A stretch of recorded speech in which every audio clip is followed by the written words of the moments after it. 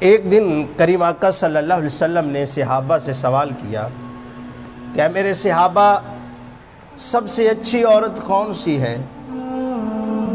تو صحابہ میں سے ایک صحابی کھڑے ہوئے اور عرض کی یا رسول اللہ علیہ وسلم، وہ عورت جو نماز کو وقت پہ پڑھے۔ تو حضور صلی اللہ علیہ وسلم نے فرمایا بات تو نے خیر کی ہے، لیکن تو میری مراد کو نہیں پہنچا۔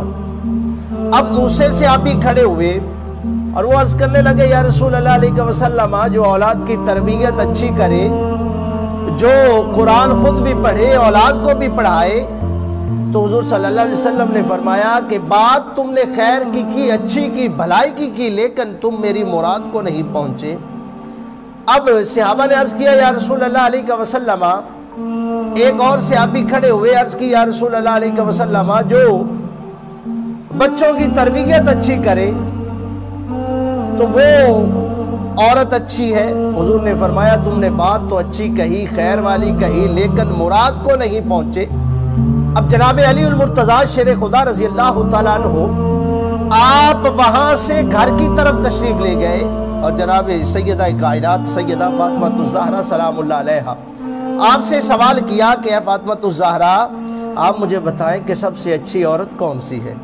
اب سیدنا علی المرتضیٰ نے جب سوال کیا ہوگا تو جناب فاطمہ الزہرا نے فرمایا تو ہوگا نا کہ علی شہر کے علم کے شہر کے دروازے تو تم ہو اور سوال مجھ سے پوچھ رہے ہو، لیکن جب سوال کیا تو سیدہ کائنات سیدہ فاطمہ الزہرا سلام اللہ علیہا نے جواب عطا فرمایا کہ علی المرتضیٰ، اے میرے شوہر نامدار، اے میرے سر کے تاج، سب سے اچھی عورت وہ ہے کہ جس نے کسی غیر محرم کو نہ دیکھا ہو اور جس کو کسی غیر محرم نے نہ دیکھا ہو، وہ سب سے اچھی عورت ہے۔ اب حضرت علی المرتضیٰ حضور کی بارگاہ میں آ گئے، حاضر ہوئے، عرض کی یا رسول اللہ میں بتاؤں؟ فرمایا جی بتائیے۔ حضرت علی المرتضیٰ نے عرض کی یا رسول اللہ، جس عورت کو کسی غیر محرم نے نہ تکا ہو اور اس عورت نے کسی غیر محرم کو نہ تکا ہو، وہ سب سے اچھی عورت ہے۔ حضور صلی اللہ علیہ وسلم مسکرائے اور فرمایا کہ میں ایسے تو نہیں کہتا تھا کہ فاطمہ تو بدعۃ منی، کہ فاطمہ میرے جگر ہے۔ اب سوال کا جواب جناب علی نے دیا، لیکن میرے لجپال آقا صلی اللہ علیہ وسلم وہاں پر تشریف فرما تھے اور تک رہے تھے کہ یہ لفظ کس کے ہیں اور جواب کس نے دیا ہے۔